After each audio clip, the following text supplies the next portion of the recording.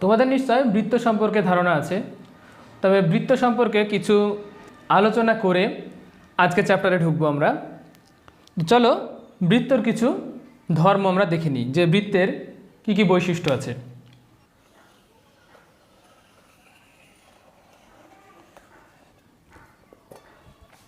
এটা হলো একটা বৃত্ত, বৃত্তের থাকে একটা কেন্দ্র, চারদিকে যেটা আছে এটাকে বলি আমরা পরিধি, আর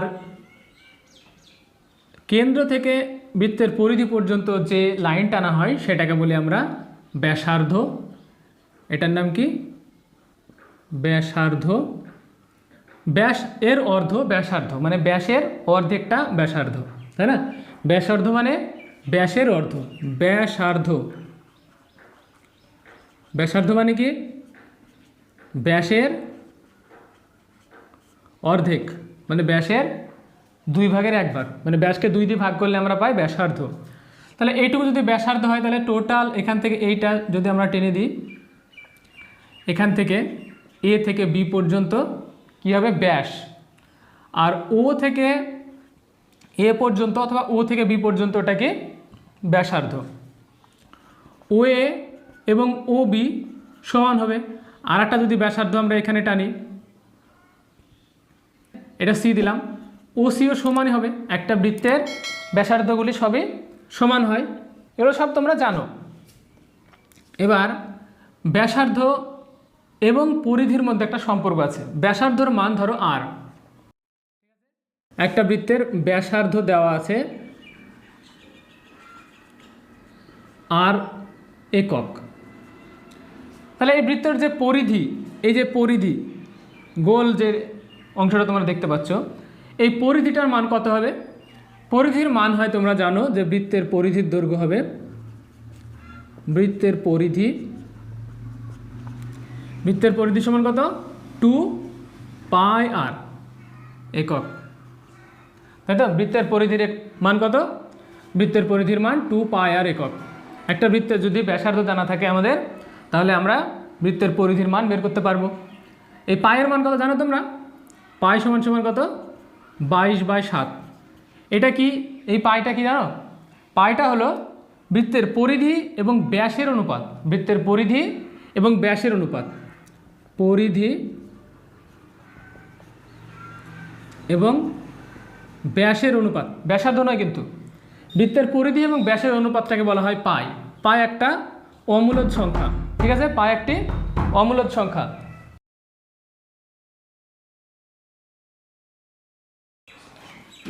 পাইটা কি? পাইটা হলো বৃত্তের পরিধি এবং ব্যাসের অনুপাত। সে বৃত্ত যত বড়ই হোক আর ছোটই হোক, বৃত্তের পরিধি এবং ব্যাসের অনুপাত সর্বদা 22/7 হয়, 22:7। সেটাকে পাই ধরা হয়, পাই একটা অমূলদ সংখ্যা। তাহলে আমরা বৃত্তের পরিধি বৃত্তের ব্যাসার্ধ থেকে পাবো। বৃত্তের ব্যাস দিয়ে কোনো অঙ্কের হিসাব আমাদের হবে না, আমাদেরকে ব্যাস দেওয়া থাকলে সেখান থেকে আগে ব্যাসার্ধের মান নির্ণয় করতে হবে, তারপরে আমরা অঙ্ক করতে পারবো। এবার বৃত্তের পরিধি নির্ণয়ের সূত্র কি? তাহলে আমরা জানি যে 2πr। আর একটা কি জানি? যে বৃত্তের ক্ষেত্রফল, বৃত্তের ক্ষেত্রফলের সূত্র কি জানো তোমরা? যে বৃত্তের ক্ষেত্রফল হলো পাই এবং r² বর্গ একক। বৃত্তের ক্ষেত্রফলের সূত্র কি? পাই r² বর্গ একক। আমরা বৃত্ত সম্পর্কিত এই দুটো সূত্র নেব, যে কি একটা হলো বৃত্তের পরিধি 2πr এবং বৃত্তের ক্ষেত্রফল পাই r²। এই সূত্রের মাধ্যমে আমরা এবার আমাদের আজকের ক্লাসে ঢুকবো। সেটা কি? যে লম্ববৃত্তাকার চোঙ। তাহলে আমরা এই সূত্র দুটির একটু সামারি ডান দিকে লিখে রাখি, যে বৃত্তের পরিধি, যদি বৃত্তের ব্যাসার্ধ আর একক হয় তবে পরিধি কতটা হয়? পরিধি হয় আমরা জানি 2πr একক। এবং ক্ষেত্রফল, বৃত্তের ক্ষেত্রফল কত হয়? পাই r² বর্গ একক। এবার আজকে ক্লাসে যাব আমরা। এটা কি? এটা একটা কৌটো। এটার আকৃতি কীরূপ? এটার একটা জ্যামিতিক আকৃতি আছে। সেই জ্যামিতিক আকৃতিটা কি? এখানে নিচে একটা বৃত্ত আছে, উপরের দিকেও আর একটা বৃত্ত আছে, আর এই সাইডে একটা বক্রতল আছে। এবারে আমাকে যদি হিসাব করতে বলা হয় যে এর সাইডে কি পরিমাণ এরিয়া আছে, মানে এর ক্ষেত্রফলটা কত, পার্শ্বতলের ক্ষেত্রফল। তাহলে পার্শ্বতলের ক্ষেত্রফলটা আমরা কীভাবে বের করব? পার্শ্বতলের ক্ষেত্রফল বের করার জন্য আমরা ক্ষেত্রফল, এর আগে আমরা বৃত্তের ক্ষেত্রফল নির্ণয় করেছি, আবার আয়তক্ষেত্রের ক্ষেত্রফলও নির্ণয় করেছি। এই যে বক্রতলটা আছে, এই বক্রতলটাকে একটা কাগজ দিয়ে যদি আমরা মুড়ি, তাহলে দেখো এই কাগজটার মাধ্যমে পুরো এই বক্রতলটাকে আমরা মুড়তে পারলাম। তাহলে এই কাগজটাকে যদি আমরা আবার স্ট্রেট করি, ভাঁজ মুক্ত করি বা শার্ট করি, তাহলে আমরা কি দেখতে পাবো? এর একটা আয়তক্ষেত্র দেখতে পাবো। তার মানে ওই বক্রতলটাকে আমরা একটা আয়তক্ষেত্রে পরিণত করলাম, তাই তো? এবার আমি যদি একটা সেই আয়তক্ষেত্র আমরা আঁকি, তাহলে আমরা কি পাবো? একটা আয়তক্ষেত্র পাবো, ঠিক আছে? তাহলে একটা আমরা আয়তক্ষেত্র পাবো।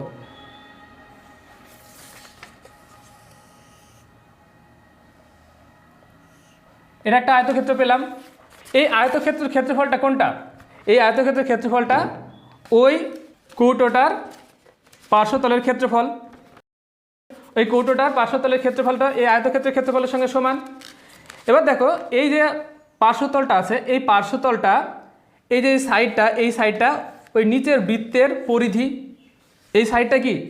এই সাইডটা ওই নিচের বৃত্তের পরিধি। এবার বৃত্তের পরিধি আমরা যদি এই বৃত্তটার ব্যাসার্ধ জানি যে আর দেওয়া আছে, ধরো এই বৃত্তটা, এই যে এই বৃত্তটা, ধরো এই বৃত্তটার ব্যাসার্ধ আর দেওয়া আছে, তাহলে পরিধির মান কত জানি আমরা? পরিধির মান জানি আমরা 2πr, হ্যাঁ না? পরিধির মানটা কি? 2πr। আর এটাকে তো শার্ট করে আমরা এখানে রেখেছি, তাহলে এই মানটা, এই যে দৈর্ঘ্য, এই আয়তক্ষেত্র যেটা পেয়েছি সেটা দৈর্ঘ্যটা 2πr হবে। এবং এই যে কৌটোটা, এই কৌটোটার উচ্চতাটা কি? এইচ ধরো, তাহলে এই এইচটা কি? এই আয়তক্ষেত্রের প্রস্থ। তাহলে নিশ্চয়ই আমরা এই আয়তক্ষেত্রের ক্ষেত্রফল নির্ণয় করতে পারবো। এই আয়তক্ষেত্রের ক্ষেত্রফলটা কত হবে? এই আয়তক্ষেত্রের ক্ষেত্রফলটা কত হবে?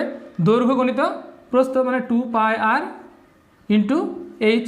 তার মানে 2πr এইচ হলো বর্গ একক। তাহলে এই যে আয়তক্ষেত্রটার ক্ষেত্রফল কত পেলাম আমরা? 2πr H.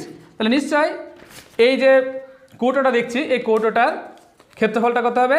পার্শ্বতলের ক্ষেত্রফল 2πr এইচ, তাই না? এবার যদি বলে আমাকে নিচের তলের ক্ষেত্রফলটা এর সঙ্গে যোগ করতে হবে, যে একটি একমুখ খোলা কৌটোর পার্শ্বতল এবং নিচের তলের ক্ষেত্রফল কত হবে, তখন আমরা কি করব? বৃত্তের ক্ষেত্রফল কত জানি আমরা? এখানে πr², তার সঙ্গে πr² যোগ করব, তাই না? তাহলে সেখানে আমরা πr² যোগ করব। এবার যদি বলে যে দুই মুখ বন্ধ একটি লম্ব বৃত্তাকার চোঙ, এটাকে লম্ব বৃত্তাকার চোঙ কেন বলা হয়? এটা লম্ব, এই বৃত্তের উপরে, এটা কি? এই তলটা কি? এই বক্রতলটা এই বৃত্তের উপরে লম্বভাবে অবস্থান করছে, তাই এটা লম্ব, এবং এইটা বৃত্তাকার, তাই এর নাম হলো লম্ব বৃত্তাকার। আর যেহেতু এর ভিতরে কিছু রাখা যায়, অথবা এটা একটা 3 ডাইমেনশনাল বস্তু, তার জন্য এর নাম কি? চোঙ। তাহলে এটা লম্ব বৃত্তাকার চোঙ নাম হওয়ার কারণ কি? যে এখানে একটা বৃত্ত আছে এবং বৃত্তের উপরে এই তলটা লম্ব, তাই এটা লম্ব বৃত্তাকার এবং চোঙ।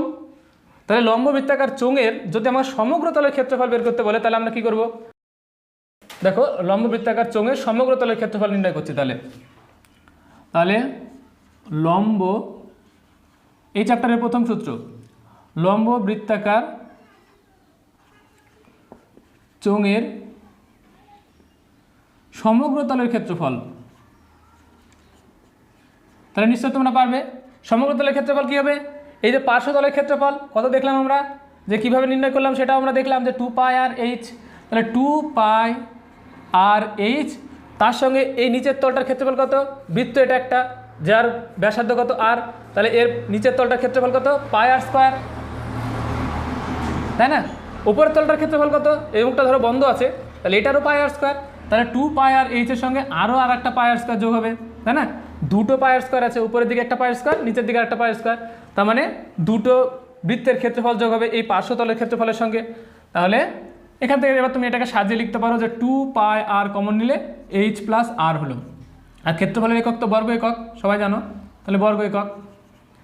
তাহলে লম্ব বৃত্তাকার চোঙের সমগ্র তলের ক্ষেত্রফল আমরা কীভাবে বের করবো? যে পার্শ্বতলের ক্ষেত্রফল, শুধু পার্শ্বতলের ক্ষেত্রফল আমরা এখানে দেখলাম যে 2πr ইন্টু এইচ, ঠিক আছে? এইচ যেখানে সেই লম্ব বৃত্তাকার চোঙের উচ্চতা। তাহলে লম্ব বৃত্তাকার চোঙের সমগ্র তলের ক্ষেত্রফল কত হবে? 2πr এইচ প্লাস πr² কটা? দুটো, তাহলে 2πr² এইচের সঙ্গে টু পাই আর এইচের সঙ্গে 2 পাই আর স্কোয়ার যোগ হবে, তাই না? মানে পার্শ্বতলের যা ক্ষেত্রফল তার সঙ্গে দুটো তলের যা ক্ষেত্রফল সেটা আমরা যোগ করব, তাহলে আমরা সমগ্র তলের ক্ষেত্রফল পাবো। আর তার সঙ্গে যদি আমরা শুধু পার্শ্বতলের ক্ষেত্রফল বলে তাহলে আমরা এটা বের করব। এটা কি? এই আয়তক্ষেত্রের ক্ষেত্রফল, এটাই তো পার্শ্বতলের ক্ষেত্রফল, এটাই লম্ব বৃত্তাকার চোঙের পার্শ্বতলের, এটাই কি লম্ব বৃত্তাকার চোঙের শুধুমাত্র পার্শ্বতলের ক্ষেত্রফল, এটাতে বের করতে পারবো। এবার যদি বলে আয়তন বের করতে, এটার ভেতরে আয়তন কতটা, তাহলে আয়তন বের করছি। দেখো আয়তন, এবার আয়তনের সূত্র, তাহলে একটা পেলাম কি সমগ্র তলের ক্ষেত্রফল, আর একটা 2 নম্বর পেলাম কি শুধু পার্শ্বতলের ক্ষেত্রফল।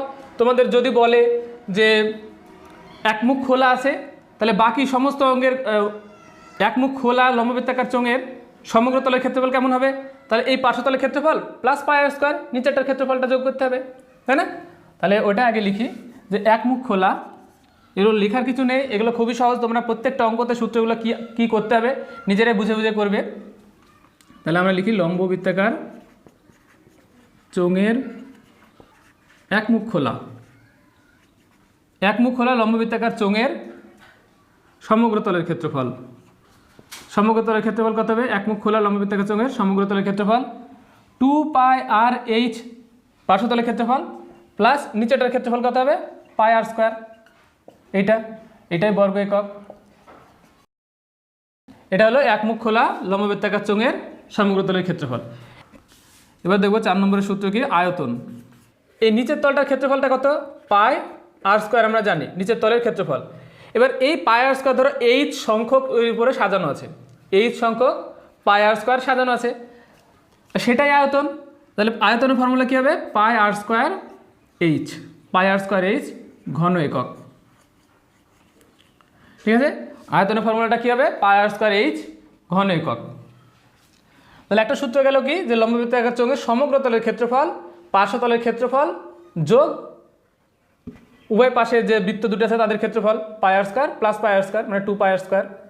ঠিক আছে, লম্ব বৃত্তাকার চোঙের পার্শ্বতলের ক্ষেত্রফল, শুধুমাত্র পার্শ্বতলের ক্ষেত্রফল 2 পাই আর এইচ, সেটাকে আমরা আয়তক্ষেত্র বানিয়ে সেই সূত্রটা তৈরি করলাম। আরেকটা কী পাবো? এক মুখ খোলা যদি হয় তাহলে পার্শ্বতলের ক্ষেত্রফল প্লাস যে মুখটাতে লাগানো ছিল সেই মুখটার ক্ষেত্রফল পাই আর স্কোয়ার। আয়তন কী পাবো? পাই আর স্কোয়ার ইন্টু এইচ। এবারে একটু জটিল কেস দেখা যাক, যে দেখা গেল এটার একটা থিকনেস আছে, এই লম্ব বৃত্তাকার চোঙটা ধরো এতটা মোটা, এখানে বাইরের ব্যাসার্ধ এবং ভেতরের ব্যাসার্ধ জানতে হবে, দিয়ে সেখানে কী করতে হবে? বাইরের ব্যাসার্ধ অনুযায়ী তার আয়তন বের করতে হবে এবং ভেতরের ব্যাসার্ধ অনুযায়ী আয়তন বের করতে হবে। বের করার পরে যে বড় আয়তনটা হলো বাইরের ব্যাসার্ধ ধরে, সেই আয়তনটা থেকে ভেতরের যে গ্যাপটা আছে সেই গ্যাপের আয়তনটা বিয়োগ করে দিলে আমরা পাবো কি? শুধুমাত্র সেই ফাঁপা চোঙের আয়তনটা পেয়ে যাব। তো এই সূত্রগুলো কাজে লাগিয়ে আমরা এর পরের ভিডিওতে কোশ্চেন নাম্বার 1 থেকে কোশ্চেন নাম্বার 10 পর্যন্ত করব। এটা ইন্ট্রোডাকশন ভিডিও এবং এটা কনসেপ্ট ক্লিয়ারের ভিডিও। এটা খুব ভালো করে বুঝতে হবে, তাহলে অঙ্কগুলো করতে তোমাদের খুবই সুবিধা হবে।